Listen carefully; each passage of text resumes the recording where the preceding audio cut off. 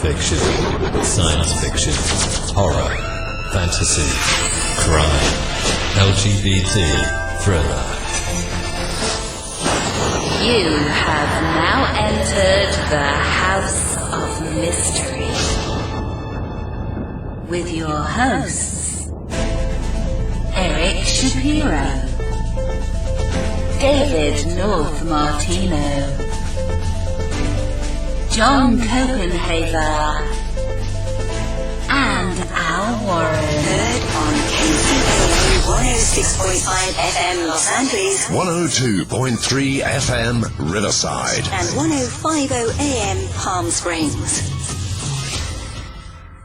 We're at the interview part of the show. Today we have this great writer. I've been watching his stuff for a while. The newest book is called Working Class Hero, and it's the autobiography of a superhuman. And the author is James Robert Smith. Thank you for taking the time to talk to us today. No trouble. I'm glad to do it. Well, so Bob, let's talk about your writing. This is a really interesting concept. This book I was looking at. Where do you get your ideas for writing? It's kind of sci-fi, I guess you would call it. Yeah. Well, the idea for this came from just an entire lifetime of being surrounded by comic books. My parents owned used bookstores. They opened the first one in 1965, and my dad used to buy comic books for 2 cents a piece, or he would trade them 2 for 1. And you got to understand, this was 1965, and the comic books just poured into the store. First by the hundreds, then by the thousands. Within 6 months, he had like 150,000 comic books. He didn't know what to do with them all. I think by the end of the first year, he had 250,000 comic books. So he had to rent a warehouse across the street from his store in Atlanta. And he hired college students to go in and sort them alphabetically, or sometimes alphabetically, sometimes in types of comics. So, I lived the life, dream life of a comic book fan.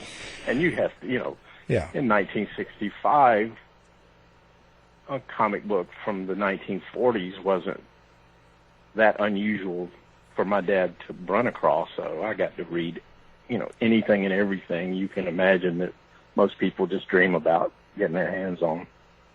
Wow. So Working Class Hero came out of the Silver Age comics that I enjoyed so much when I was a kid, mainly from Marvel Comics. All the stuff created and written by, Jack Kirby and Steve Ditko. And that's kind of the atmosphere I was trying to recreate in that first Working Class Hero novel. So do you make it sound like if I'm reading Working Class Hero, do I feel like I'm reading it like a cartoon, I don't want to say it that way, like a comic book? Does it have that sort of feel?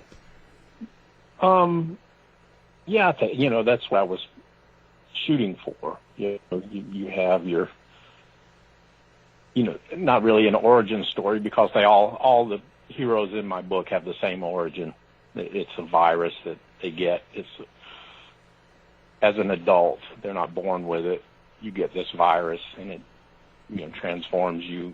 Different people it affects differently. And, but you have all of these different superheroes. There aren't very many of them, that they're not like all over the place. It's a very rare malady.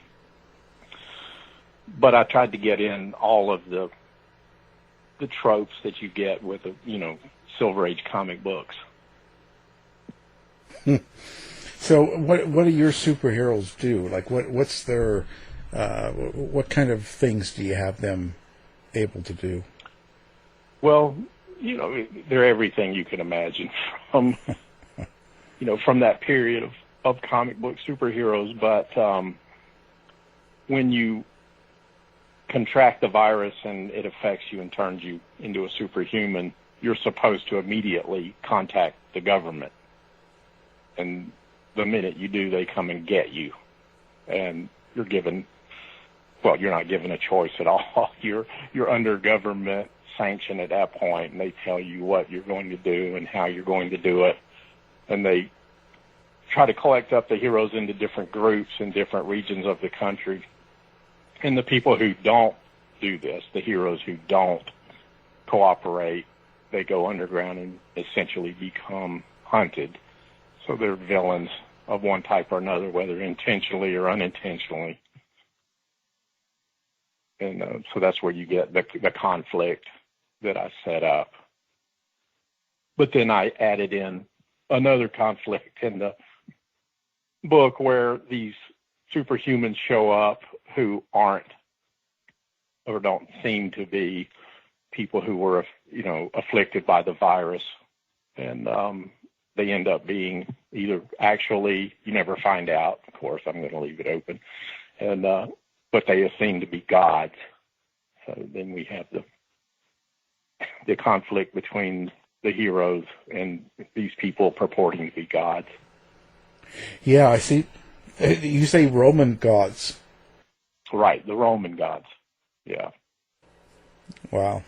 So does it read, like, do you have an underlying theme as well? Like, because in a lot of the old comic books, as in, like, these superheroes, it's always good versus evil and things like that. Is it sort of the same feel to it? It's not really so much good versus evil, but it's...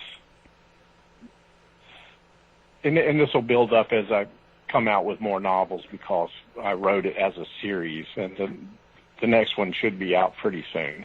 And but the theme is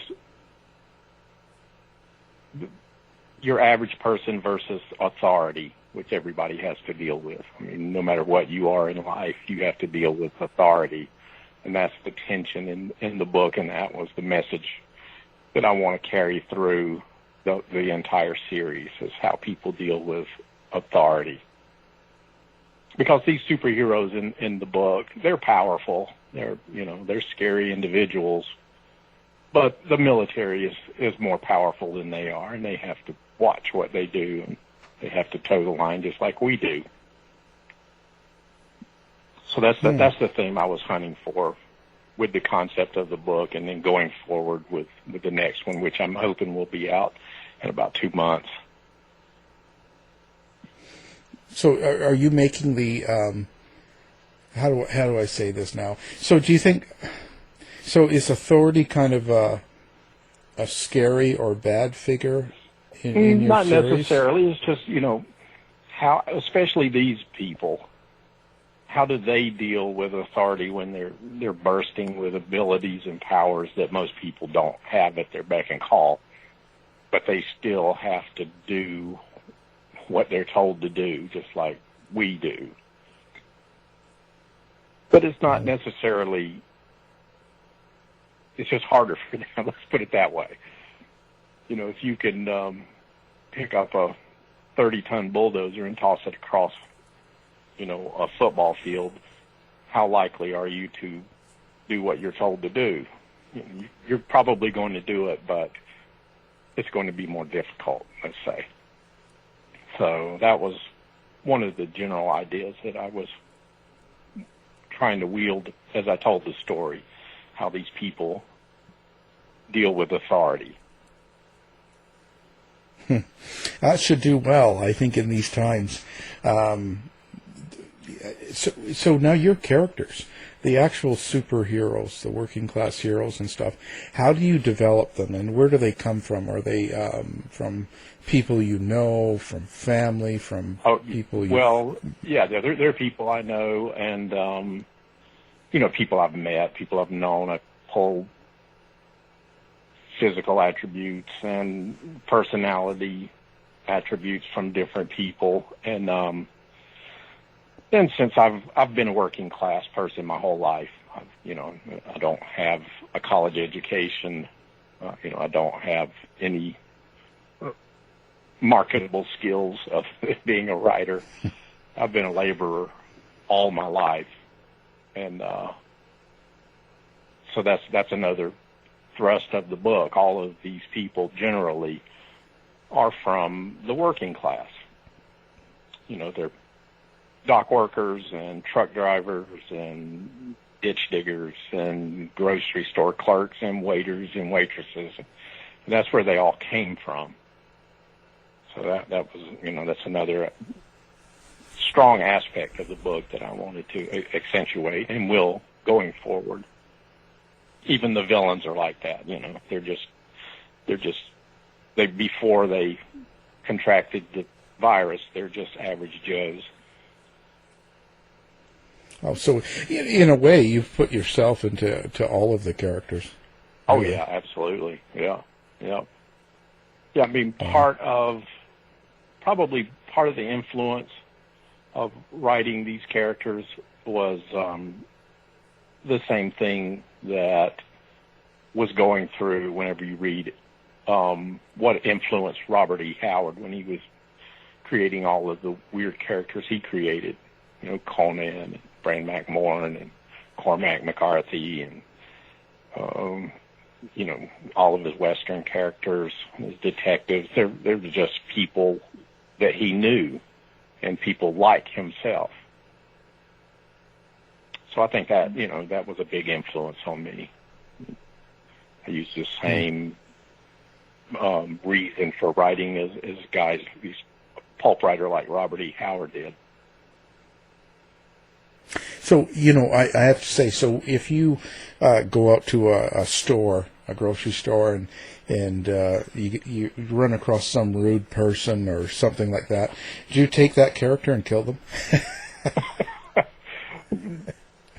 Not really. I mean, that's another point that's taken in the book is, you know, they can't do that. You know, they can't do it. I mean, they will immediately find themselves behind the nuclear 8-ball or whatever it takes to put them down if they step out of line in that way. So no, they're not going to.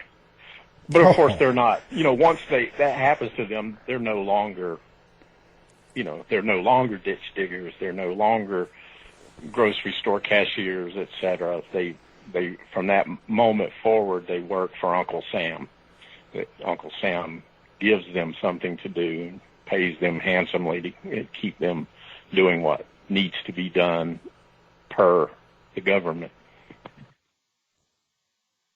And the government is not a bad guy. I'm not saying, you know, that's not what I'm setting up in the books whatsoever. It's just the fact of having to deal with authority. And in this case, the authority comes from the same place we find authority in our government. Yeah, that could lead to a lot of different avenues in the future, like through absolutely. the book. I've got it. You know, I've got outlines going because here's what happened at the time I created the concept. I was with a small publisher, and I was really hot to write the book, and I wrote part of it and showed him what I'd written, and he said, "Yeah, let's go with this." And I said, "I want to do this as a series," and he said, "Yeah, sure, that's great. We'll do it as a series." And so I wrote the first book, and fastest I've ever written anything. I think I wrote it in about 8 weeks, something like that. You know, almost.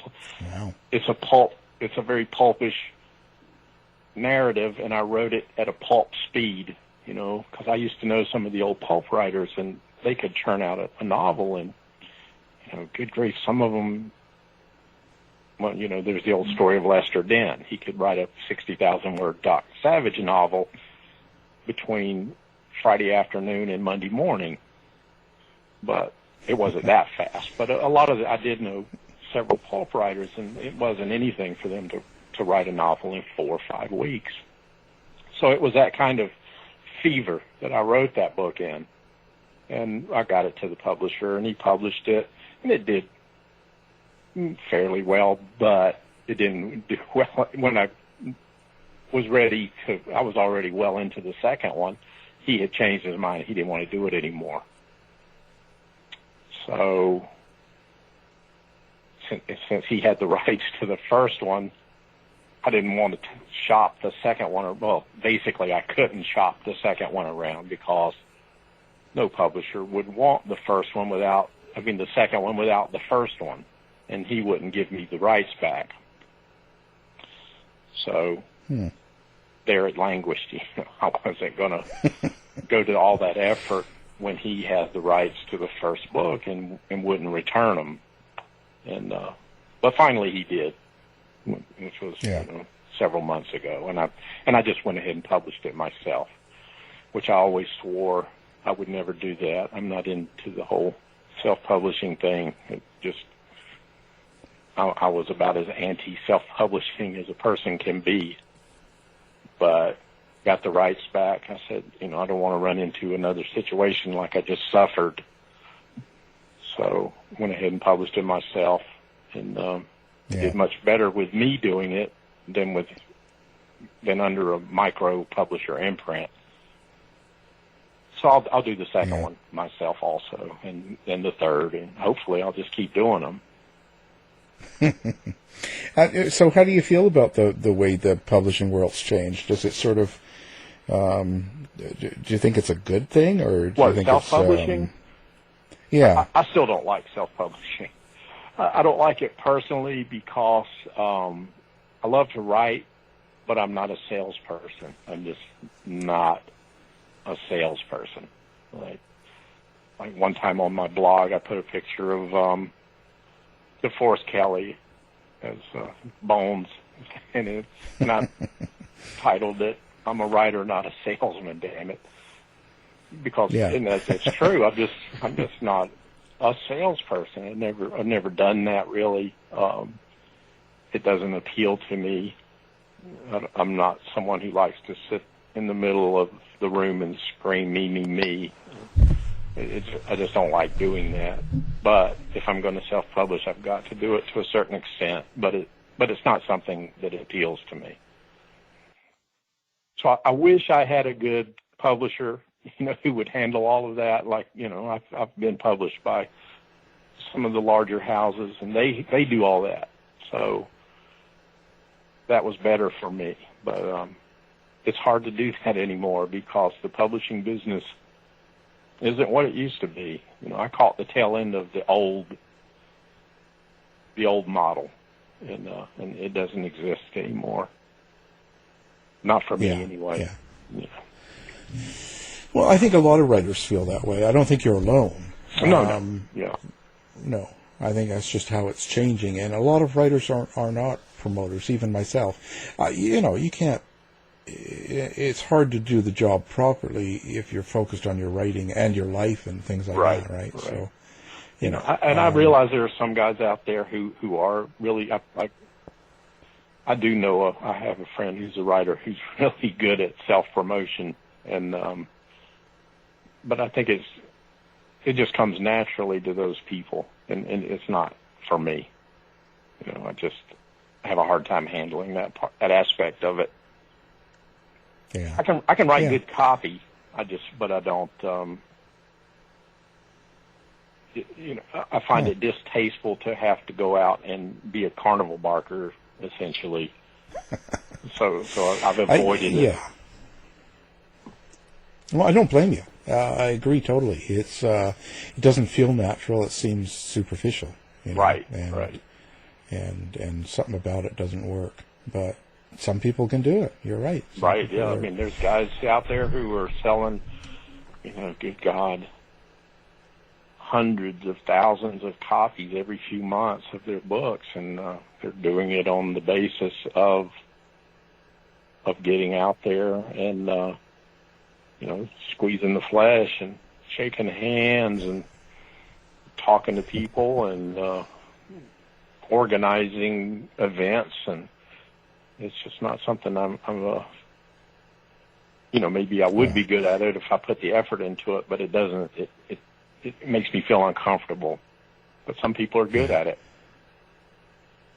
Well, things are tougher now too with the virus and everything that's been going on the last year, Right. and I don't see it changing a whole lot this year anyway. No, it's going to be. Not really. It's probably going to be just as bad this year as it was last year, if not worse, because more people are dying from it now. Yeah. It makes it harder. So I don't see it opening up a whole lot either. See, one thing I miss, I used to enjoy doing signing events. When I was with traditional publishers, they would call up the stores and arrange for me to do appearances, and that was all out of my hands. That was great, and all I had to do was show up, and they, the stores would order X number of copies, and they'd sell the books, and I would sign them and jibber-jabber with the fans, and it was wonderful. But, I can't do that anymore, especially with the virus. You can't, there's not that opportunity. I mean, and that's just part of it, Yeah. I mean, it will come around. Hopefully. Oh, yeah. Well, maybe in next year, in 2022, there'll be open science fiction conventions and comic conventions and things of that nature where, and the bookstores will be having larger events without social distancing, et cetera. We'll see. So I'm not sure. Are you one of those guys that likes to go to those Comic Cons and sci-fi events like Star Trek things and stuff like that, or do you not like those either? I like comic conventions. I enjoy comic conventions. I don't enjoy science fiction conventions too much, and there's a big difference. And when I say science fiction conventions, I mean whatever genre of book it is. I don't enjoy those as much because you have. I think it's at those you have a higher ratio of professional to fan base. There's a lot of writers and fewer fans, but you go to a comic convention, it's a amount of professionals and an enormous amount of fans. So you really get to meet the people who like to, either read the things you've written or read the type of thing you've written, and then they'll see it and pick it up, or at least talk to you about it. Because I love talking to people at these events. I really, really miss that.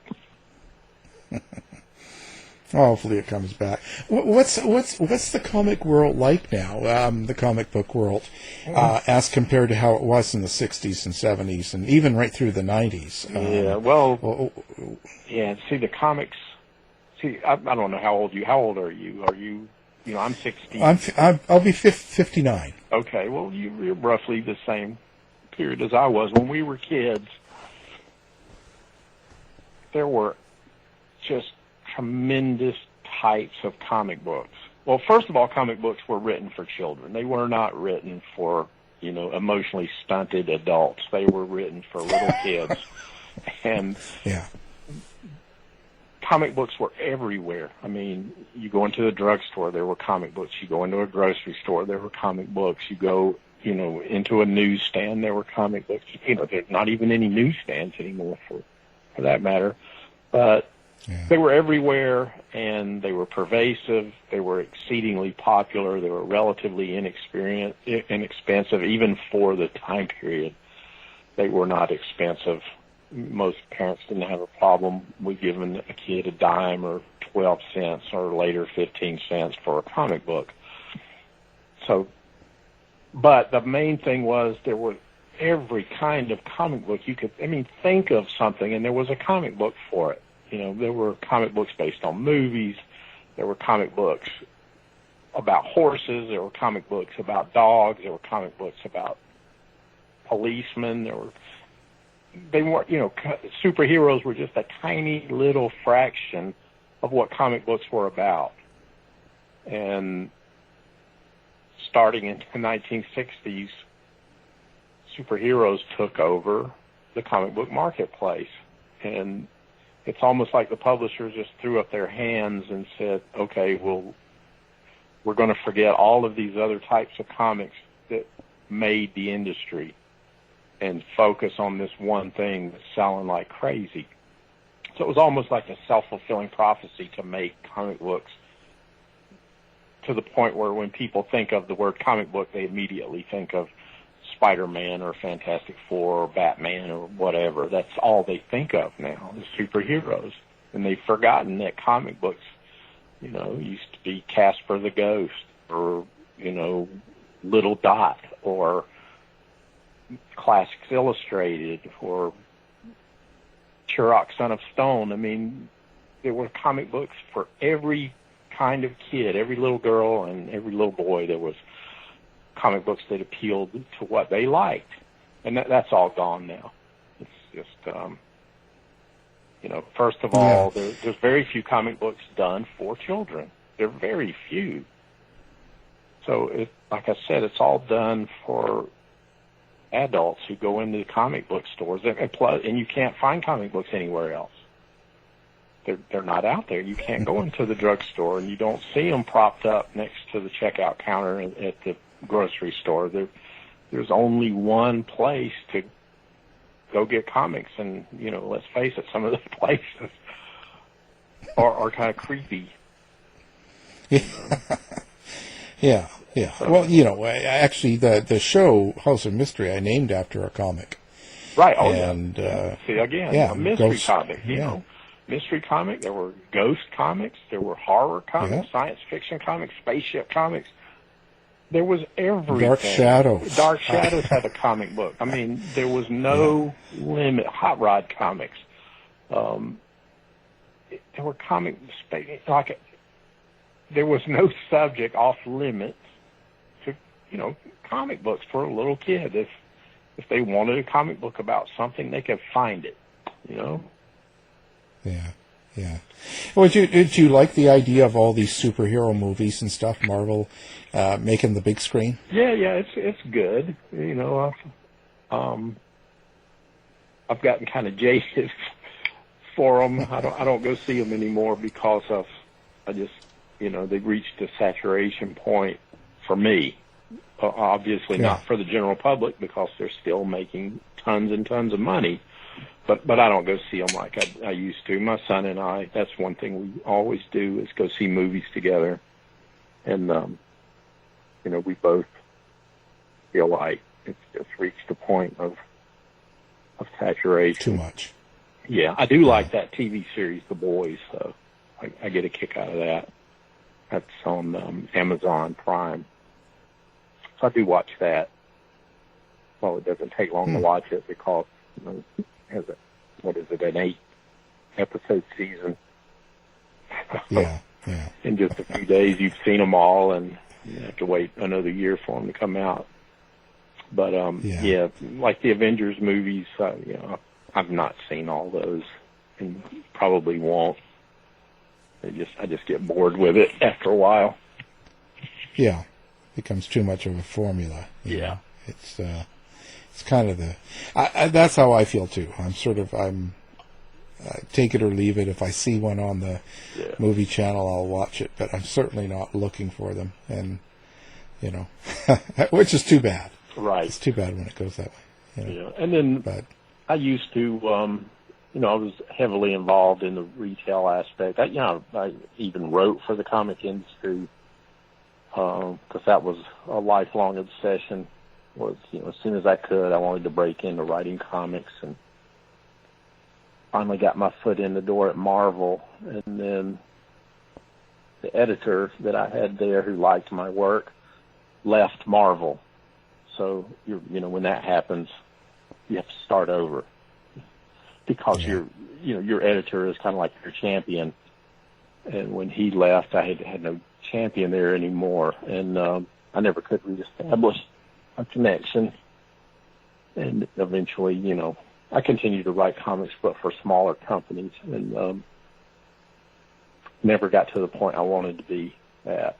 So, but it did get my foot in the door. I can say I was published by Marvel Comics. Yeah, no, that's a good thing. Yeah, that was fun. A great thing. And the money was good for while it lasted, and I missed that to a certain extent. But it's just a complete, again, that has changed totally. I mean, I could go to New York City and meet with editors or even go to the offices, and that doesn't even exist anymore. It's gone. They rolled all that up and moved it into an office in Warner Brothers or whatever. I guess Warner Brothers. No, Disney in California. So that's where their offices are now. And, all the old pros I knew from those days, they're all either retired or dead. And then a lot of the editors, they're not involved in comics anymore. They're doing other things. So it's just completely, I wouldn't even know where to begin if I wanted to. And so that's why, that's one reason I write working class hero books, because I keep my hand in and get a kick out of it. I really like writing that story, and I hope to be doing it for a while, because I've got several of them plotted out. And like I said, the second one should have been out a long time ago, but I put the skids on it because who was going to? I still had hopes of finding a publisher, but who was going to publish part 2 when part 1 was owned by a different company? Yeah. So I had to stop work on it, and that was when I took that time to finish The Emissary, which is a horror novel. And now that I've got the rights back to Working Class Hero, I'm trying to finish the second one, which shouldn't be too long. When you get into the horror and you write that, do you like old classic horror, or do you like the modern stuff? It depends on how far back you go to say old. That's true. I like the type of stuff that has come out since, guys like Stephen King and Carl Edward Wagner and that lot. That's more attuned to what I enjoy reading. But I like old stuff too. But it's hard to find horror that is actually frightening. I read a lot of it. I'm not going to say who or what, but a lot of what I read is it's decent writing. It's mechanically good writing, but it doesn't scare me. I can't tell you when the last time a horror novel scared me.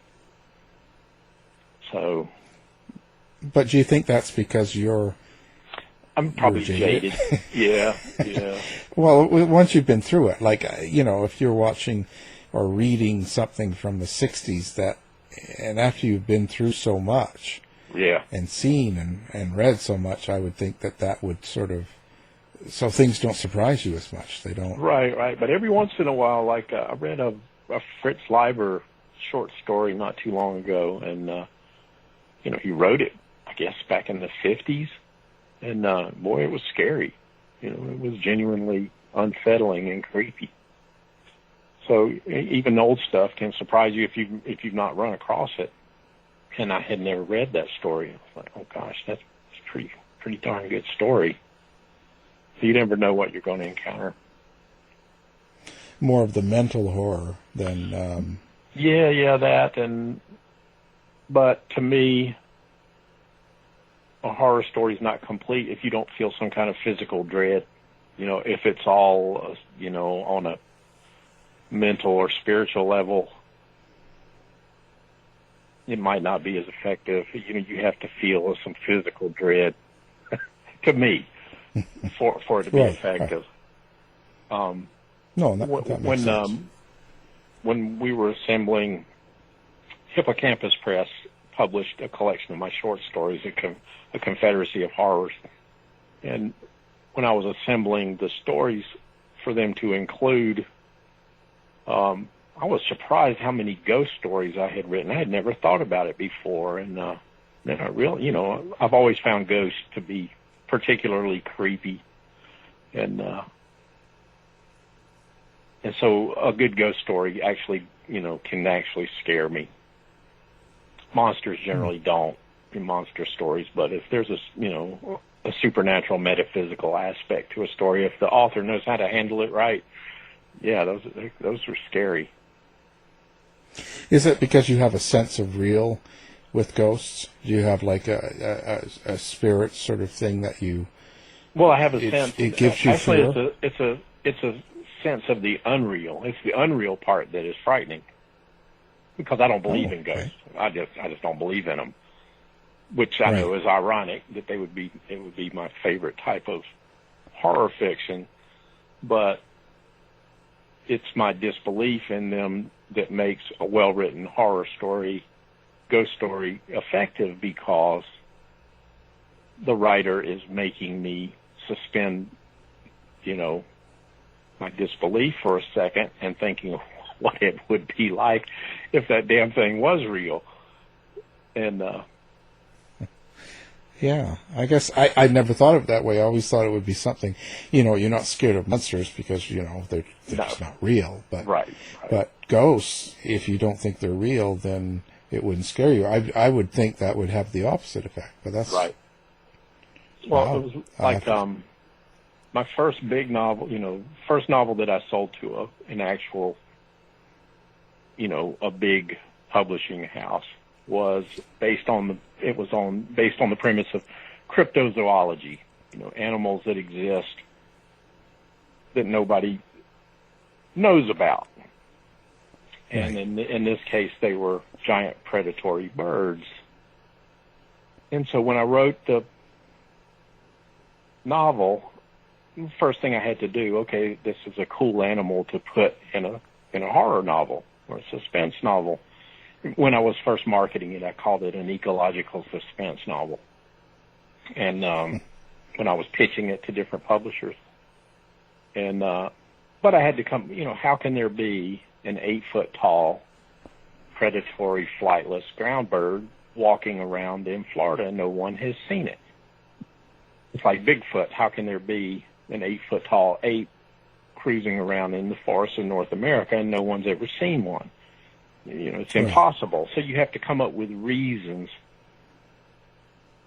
why this could actually exist. And so that's what I did. I sat down and tried to figure out, how can this thing exist and no one's seen it? Or when I say thing, there's lots of them, because you have to have a breeding population. And so that's what I did, and that's what people liked about it when it came out. It was, it was well received because there was a sense of logic behind why this thing could be out there and doing its thing and eventually killing people. So that's what I look to. That's what I look to do. And when when I sit down to write, I try to. When it's something like that, that's horror oriented, you have, even with illogic, you have to build a mythology that makes some sense.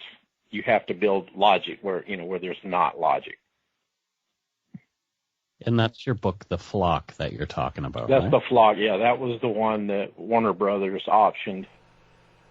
That's a funny story. I was online, and I'm not known for diplomacy or tact. And I was on the bulletin board, and whose was it? Eddie Campbell, who was the artist on Alan Moore's book From Hell about Jack the Ripper. I was on his bulletin board, and we were discussing the movie, and there were parts of that movie that I did not like, and I mentioned the parts, and I think I said those scenes were a piece of crap or something like that, and I didn't know the movie producer was online, that he was one of the people I was talking to.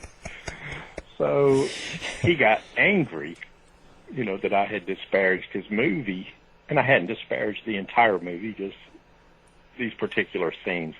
And so he got real upset, and what happened was he went out and he bought a copy of The Flock so that he could rake me over the coals authoritatively. He was going to pick out every flaw he could find and give me a hard time about it online. And instead of that, he ended up loving the book and bought the rights. Well, he didn't buy the rights. He optioned the rights from me. Right. So that was a hilarious story in and of itself. Well, maybe that's how you should be marketing yourself. You should find people and put down their work. Yeah, and when they go to get you back. If I ever met, Spielberg, I'd say, "You suck, Spielberg," with the hope that, the same thing would repeat itself. But it was, it was just a funny story. And I've had other people interested in other projects, but that's the furthest along any of my work has ever come to actually making it into a movie, and it came close.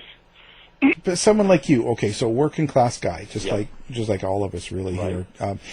How did you gain confidence to actually think that you would be able to be published and write? Like, where does that come from? Just stubbornness, Okay. I just started writing, just stubborn. Okay, I started writing stories when I was 8 years old, and they were just little goofy little kid stories, and I just kept at it and wrote little short novels and whatever period I was cruising through as a kid. Like, I think my first story I ever wrote was probably a Godzilla story, and then a Dr. Dolittle story, et cetera, et cetera. And when I got into high school, I was writing stories about animals, and then when I first got married, I said, okay, I got to quit playing around and get serious. And and I did. I got serious. I sat down and figured out what kind of stories did I like to read, and I'll try to write those kind of stories. And what was it? I started to pick those stories apart. How was it? How did the writer do that? I'm going to see if I can. I never imitated anyone. I don't, I write in a kind of a matter-of-fact style. So I wasn't imitating, H.P. Lovecraft or Ray Bradbury or Joe Lansdale or anything like that, which is what a lot of people do, and they fall into a trap doing that. But I just wanted to pick apart what they were doing, not how they were doing it. And after a little while, I started to, you start small. You sell the little semi-pro-zines for a penny or two a word, and I just moved up the ladder until I was selling stories to respectable marketplaces. Sold story to Weird Tales and places like that. Started out with Mark Rainey's Death Realm magazine. Sold several stories to him. And just kept going. And then when I got enough confidence, not just writing, but selling short stories, then I started to write novels. And wrote on it. Gosh, I'm trying to remember what The Flock was. I think it was my third novel before I sold one. And see, this was back in the days when there was no self-publishing. Self-publishing was for the biggest losers, because it cost a lot of money to, you got to go out and pay $5,000 or $10,000 to publish, not even that many copies of a book. It wasn't easy to do. And then trying to sell those, how were you going to distribute those books? It was just, I use that term because most of the professional writers I knew in those days said self-publishing is for schmucks and losers. Don't even think about it. And that was the days before the internet made it easy to self-publish. Yeah. But there is still, it has opened it up for a lot of those losers. Absolutely. There's some really bad stuff out. Yeah. I mean, one reason I hated and lobbied against self-publishing for so long was I kept reading it and I couldn't read any of it. It was awful, and it took me about 3 years before I finally found a self-published book that was readable. So, that was, it really soured me to the concept of self-publishing because so much, almost all of it is horrible. Yeah. It's just awful. Just the worst of the worst. It's the stuff that used to come across the slush pile in publishers that, you discouraged that person or told them what they were doing wrong or something of that nature, and you never heard from them again. Well, that's not the case now. Everybody hears. I forget how many books are self-published now on, all of these platforms, especially Amazon. How many self-published books do they publish every year? It's insane. Yeah. Somebody And told me most of them it's are in the self, millions, yeah. I guess. Yeah. Worldwide. It's so. How do you, again? How do you fight through that flood of self-published dreck when you have a decent book? It's very hard to do. It's terrible. It's yeah. I used to be friends with the writer Billy Sue Mosselman, who passed away a few years ago, and she was a widely published writer, very respected, had a good career as a mid-list writer, and for some reason she decided she would self-publish some stuff, and she did great. I mean, she was making decent money by self-publishing, and but then the market got flooded, and she saw her sales just plummet. I mean, they went to nothing. She, like she would publish a book and make $20,000-$30,000 off the book, and then a couple of years later, she would publish one of her books, and nobody was buying them. She couldn't make, $200 off of them. Yeah. And it was because the market was diluted. It was just completely diluted. There was just so many thousands of titles coming out every month, and how do you distinguish your books from that other stuff? And it's a puzzle. How do you do it?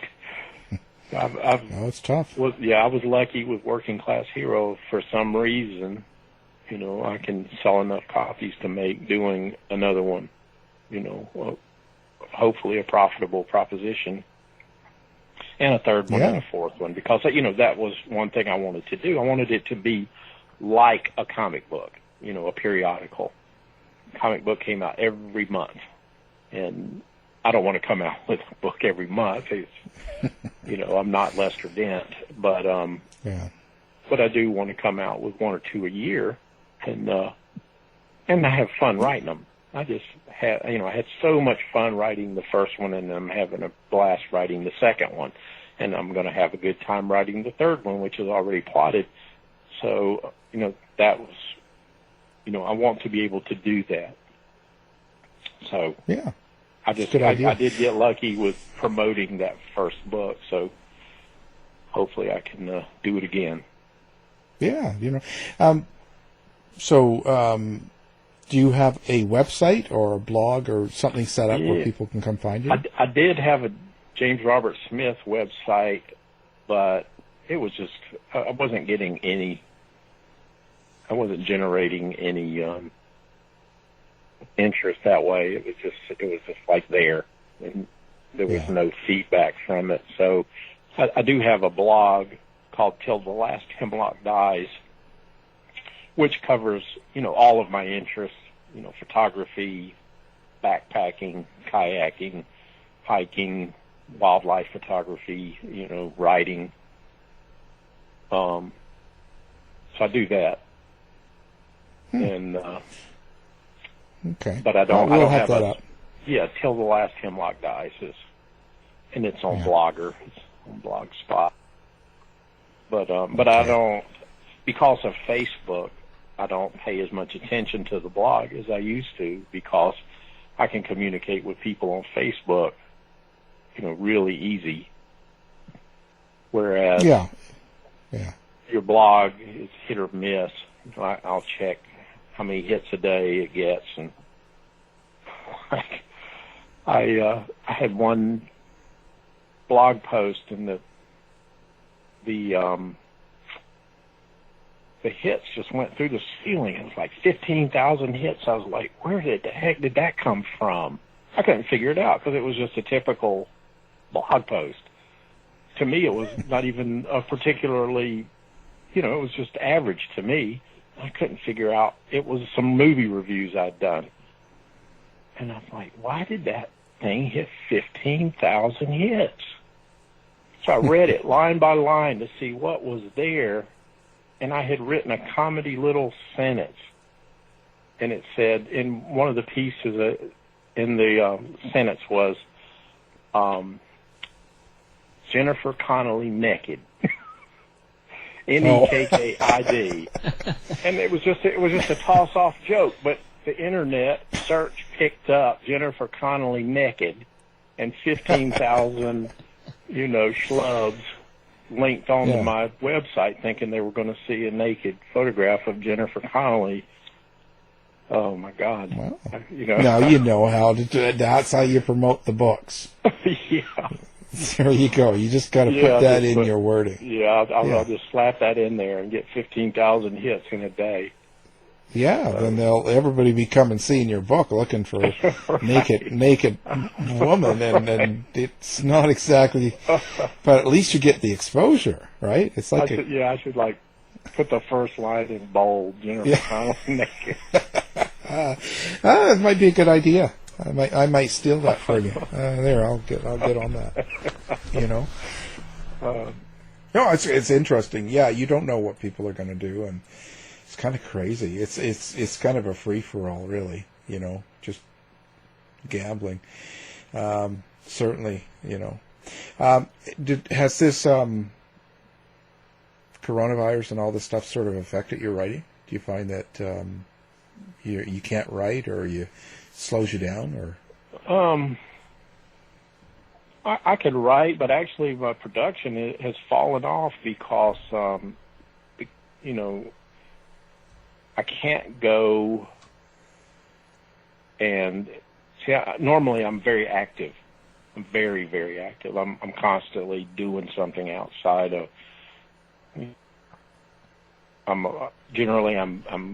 on a trail backpacking somewhere and sleeping in my tent on the Appalachian. Well, I don't like the Appalachian Trail, but Appalachian Trail type of situation. I'll be in a national park or wilderness area, or I'll just be hiking. I'll go somewhere and climb a mountain and or go kayaking. I'm constantly busy, physically busy, and the coronavirus has made that difficult. For a while you couldn't even do that. They shut down the national forests and the parks. I couldn't even go hiking, and that's loosened up somewhat. But I'm not getting as much activity as I should. So I exercise around the house a lot in the neighborhood. I can still do 1 mile walks around the neighborhood. So I think maybe just being depressed from not being able to do the things outside has cut down on my production. I still write every day, but not as much as I used to. I don't get the word production that I used to get. A lot of people feel that way. You're not alone. I think there's, we come across that a lot. Oh yeah. I talk to people who do suicide prevention. I got friends who are into that, and they said, this is a busy time for them. They get lots of phone calls, and they have to work with a lot of people, and I'd imagine. Well, yeah. Well, I was just going to say it's our time on the show is running out, but it's been a real pleasure. And now we've been talking about Working Class Hero, and we've had James Robert Smith, author, on. Thank you for being on the show. I appreciate you calling and giving me the opportunity. To find out more about our show, guests, or to listen to past shows from our archive, please go to www.houseofmysteryradio.com. Show's over for now. Was it as good for you as it was for me? Well, good night. This has been a production of Something Weird Media. I'll be back.